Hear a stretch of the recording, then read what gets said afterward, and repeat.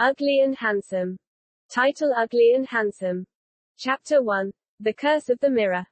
Nevin had always known he was ugly. It wasn't a secret whispered behind his back, it was a truth shouted from the rooftops of his own reflection every single day. At 28, with a nose that dominated his face like a Roman aqueduct and lips that seemed perpetually swollen, he was a living testament to nature's cruel sense of humor. His best friend, Tebby, on the other hand, was the kind of man magazine's covers were made for. 25. With sharp features, an easy smile, and an effortless charm, Tebby was perpetually surrounded by a rotating cast of beautiful women. They lived together in a modest two-bedroom flat, a setup that often felt less like companionship and more like a daily reminder of Nevin's own romantic barrenness. While Tebby's side of the flat buzzed with the echoes of late-night laughter and the scent of expensive perfume, Nevin's realm remained a quiet, sterile sanctuary, untouched by feminine grace. He'd never had a girlfriend, not even a fleeting date. The few times he'd tried, the polite smiles had quickly faded, replaced by thinly veiled aversion. He was the perpetual best friend, the confidant, the one who patiently listened to Tebby's latest conquests, all the while a quiet ache settling in his chest. One Tuesday evening, Tebby burst into the flat, his face alight with excitement. Nev, guess who's coming over? Nevin looked up from his book, a classic novel, his usual escapism. Another one of your conquests, I presume? He asked, trying to keep the sarcasm out of his voice. Tebby grinned, oblivious. Lara. She's incredible, Nev. 25. Witty, absolutely stunning. I'm taking her to a party I'm throwing for your birthday on Friday. A surprise? Okay. Nevin's heart sank a little. A party for his 29th birthday. He hated parties, especially ones where he was the reluctant center of attention, surrounded by people who would invariably look past him, or worse, at him with pity. A surprise party, Tebby. You know I hate nonsense. It's your birthday, and Lara's going to love you. You know, in a buddy-buddy way. Tebby winked, completely missing the flicker of pain in Nevin's eyes. So, make sure you're decent. She's arriving in 20. True to his word, 20 minutes later, a soft knock echoed through the flat. Nevin, still in his comfortable, slightly stretched out t-shirt, answered the door. Standing there was a woman who could have stepped right out of a dream. Long, dark hair framed a face of delicate perfection, her eyes sparkling with an anticipation that quickly turned to something else. As Lara's gaze landed on Nevin, her smile faltered. Her eyes widened, a gasp caught in her throat, and before Nevin could even utter a word, her knees buckled. With a soft thud, she crumpled to the floor, unconscious. Nevin stared, bewildered, then a cold, familiar dread crept up his spine. Tebby. Lara's fainted. He yelled, his voice laced with a tremor. Tebby rushed out, immediately dropping to Lara's side. He patted her cheek, concern etched on his handsome face. Lara, are you okay? Her eyes fluttered open, blinking in confusion. As they focused on Tebby, she let out a shaky breath. Tebby. Oh my God, I thought I saw a monster. Nevin flinched, his heart clenching. He knew. He always knew. Tebby looked around, bewildered. Monster. What are you talking about, love? There's no monster here. Nevin, in a misguided attempt to be helpful, reached out to gently offer Lara a hand, trying to help her up.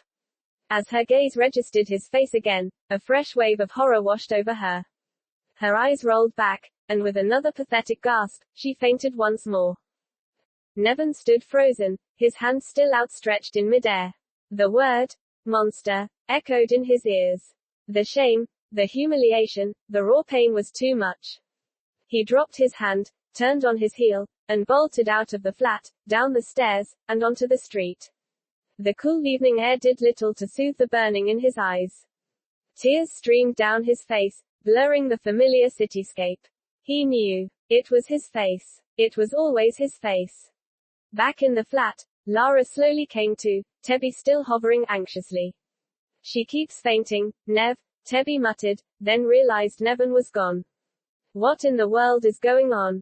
Lara pushed herself up, her face pale. Tebby, it's your friend. Nevin. He's so ugly. She shuddered dramatically. I've never seen anyone like him. It was a shock. Tebby frowned, a hint of annoyance crossing his features. Lara, that's a terrible thing to say. Nevin's a good guy. But even as he said it, there was a faint, almost imperceptible smirk playing on his lips. He knew Nevin was ugly. It was part of the dynamic. The handsome hero, the unfortunate sidekick. Chapter 2. The Humiliation Party. Friday night arrived, and with it, Nevin's surprise party. The surprise, for Nevin, was that he actually showed up. Tebby had cajoled him, guilt-tripped him, and finally dragged him, promising it would be fun. Nevin wore his best, most unassuming clothes, hoping to blend into the background. The party was in full swing, a rented hall thrumming with loud music and the chatter of Tebby's extensive social circle. Tebby, of course, was in his element. He moved through the crowd like a king, his laughter echoing above the music. Nevin watched from a corner, nursing a lukewarm drink, a silent observer of the spectacle. Lara was there too, sticking close to Tebby, occasionally shooting Nevin a glance that was a mixture of residual fright and pity. Tebby, however, wasn't just enjoying himself. He was, as Nevin expected, on the prowl. He saw Tebby charming two women, his head tilted conspiratorially, his hand brushing theirs. Nevin watched as Tebby exchanged numbers with a redhead named Sinead, about 24, and a striking blonde, Sarah, 25. Lara, who was meant to be Tebby's date, seemed completely nonplussed. Suddenly, Tebby grabbed a microphone and tapped it. The music quieted down slightly. All right, everyone. Can I have your attention, please? He boomed, his voice amplified. I just want to say, tonight isn't just a party. It's a celebration. It's my best friend, Nevin's, 29th birthday. A smattering of polite applause followed. Tebby gestured dramatically. Nevin, come on up here, buddy. Nevin felt a cold wash over him. His stomach churned. He wanted to melt into the floor.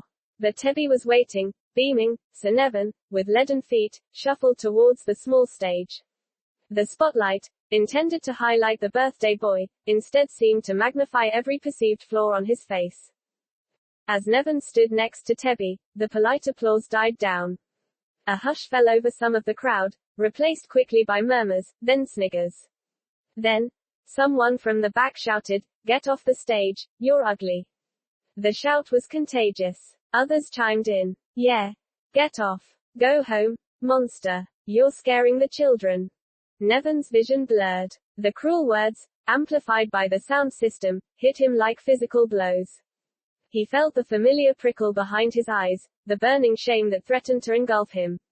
Tears began to stream down his cheeks, hot and undeniable. Lara, who had been laughing at something Tebby said just moments before, stopped dead. A frown creased her brow. For the first time, seeing Nevin's raw, public humiliation, a flicker of genuine pity, perhaps even empathy, stirred within her. Tebby, rather than comforting his friend, chuckled into the microphone. Whoa, hold on now, everyone. It might have been worse than that. You might have seen a Terminator instead. The crowd roared with laughter, louder this time. Tebby's joke, meant to diffuse, only added another layer of ridicule, painting Nevin as something less than human. Nevin, now openly sobbing, simply turned and stumbled off the stage, disappearing into the relative anonymity of the crowd. He didn't stop until he was out the door and running home. Chapter 3. The Unfaithful and the Unseen. The next day, Tebby was in a remarkably cheerful mood. The party, at least for him, had been a roaring success. He'd scored 2 numbers, and that was all that mattered. He dialed Sinead's number, a confident smirk playing on his lips. Hey, Sinead, it's Tebby from the party last night, he purred into the phone. An hour later, he was at her door. Sinead, her red hair falling around a vivacious face, opened it with a wide smile. Tebby, you look even more handsome than I remember from last night. She gushed, pulling him inside. She offered him a drink, her eyes sparkling. That friend of yours, though. Nevin, was it? Gosh.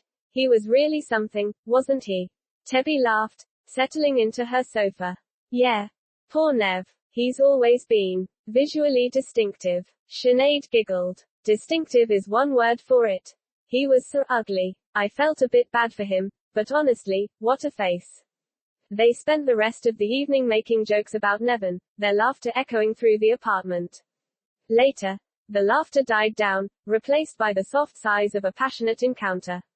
Tebby ended up staying for another day, wrapped in Sinead's arms, their conversations peppered with more mocking observations about Nevin. While Tebby was indulging in his latest conquest, Lara, surprisingly, found herself drawn back to the flat. She couldn't shake the image of Nevin's tear-streaked face at the party. It had been an ugly scene, and Tebby's cruel joke had left a sour taste. She knocked on the door, a little apprehensive. To her surprise, Nevin answered. His eyes, though still holding a trace of sadness, didn't provoke the same visceral reaction in her this time. Perhaps it was the absence of Tebby, or perhaps her own perspective had shifted subtly. Nevin, she said, a little uncertainly. Is Tebby here? He shook his head, his voice a low rumble. No. He's out. Hasn't been back since the party, actually. Lara hesitated, then took a chance. Can I come in? I wanted to talk. Nevin, surprised, stepped aside. She entered, noticing the quiet orderliness of his space, a stark contrast to Tebby's usual mess. They sat in the living room, a slightly awkward silence hanging between them. Tebby's not very faithful, is he? Lara finally said, her voice soft. He was flirting with other girls at your party, getting numbers. I saw him with Sinead and Sarah. Nevin simply nodded. That's Tebby. He's always been like that. He didn't want to badmouth his friend, but he also couldn't deny the truth. Lara looked at him, her gaze softening. How do you feel about how you look, Nevin? It was a question no one had ever dared to ask him directly, not with genuine curiosity. Nevin found himself opening up, the words spilling out, a lifetime of pent-up pain and solitude. He spoke of the bullies in school, the mocking stares, the whispered insults, the constant rejection. He shared stories of being called names, of being invisible, of never feeling worthy of love or even a kind glance. Lara listened, truly listened, her initial prejudice melting away with each raw, honest word. She saw not a monster, but a deeply wounded soul, a man who had been unjustly judged and brutalized by superficiality. Her own heart, unexpectedly, began to ache for him. She felt an unfamiliar surge of emotion, a connection that went beyond physical appearance. She felt deeply sorry, then, something more profound, a nascent feeling of fondness. As Nevin finished, a heavy silence settled. Lara reached across the coffee table, her hand gently covering his.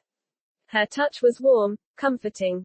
Nevin looked at her, startled, his eyes, usually downcast, meeting hers. There was no revulsion, no fear, only a surprising tenderness. You're not ugly, Nevin, she whispered, her voice husky. You're kind. And you have a good heart. His eyes welled up again, but this time, they were not tears of shame, but of something akin to hope. As they continued to talk, the ease between them grew, a quiet intimacy blossoming in the space Tebby had abandoned. Lara felt a pull towards Nevin, an unexpected desire for his warmth, his vulnerability. Later, without a word, Lara stood up and took Nevin's hand. He followed her, a strange mixture of disbelief and longing coursing through him, as she led him into his bedroom. In the privacy of that room, a different kind of connection was forged, one born not of fleeting attraction, but of unexpected empathy and shared vulnerability. For the first time, Nevin felt truly seen, truly desired, not despite his looks, but perhaps even because of the kindness that shone through them. When it was time for Lara to leave, she pressed a soft, lingering kiss on his lips. Nevin, she said, her eyes shining, tell Tebby that I'm going to my aunt's house for a year. He won't see me for a year. It was a lie, a cover, a soft rebellion against Tebby's casual cruelty. Chapter 4. Seeds of the Future. A day later, Tebby finally ambled back into the flat, looking disheveled but thoroughly satisfied. Hey, Nev, don't wait up for me. Sinead's great. He noticed Nevin's quietness. Everything all right, Nevin, with a calm he didn't know he possessed, relayed Lara's message. Lara stopped by. She said she's going to her aunt's for a year. You won't see her for a year. Tebby shrugged, unfazed. A year. Well, plenty of fish in the sea, eh? He winked, completely oblivious to the depth of what had transpired. 8 months passed. Tebby was still flitting between Sinead and other women, Nevin's quiet life unfolding in unexpected ways. One morning, Tebby received a call from Sinead, her voice urgent. He rushed over to her house, a knot of unease in his stomach. When he arrived, Sinead's face was pale, but a strange mixture of fear and determination was in her eyes. Tebby, she began, I have something to tell you. She took a deep breath. I'm pregnant. It's yours. Tebby stared, then, unexpectedly, a wide grin spread across his face. A baby. His baby. He was going to be a father. This was a new adventure, a new conquest. His initial shock turned to genuine excitement. A baby. That's amazing, Sinead. My baby. I'm so happy. Months later, a baby boy was born.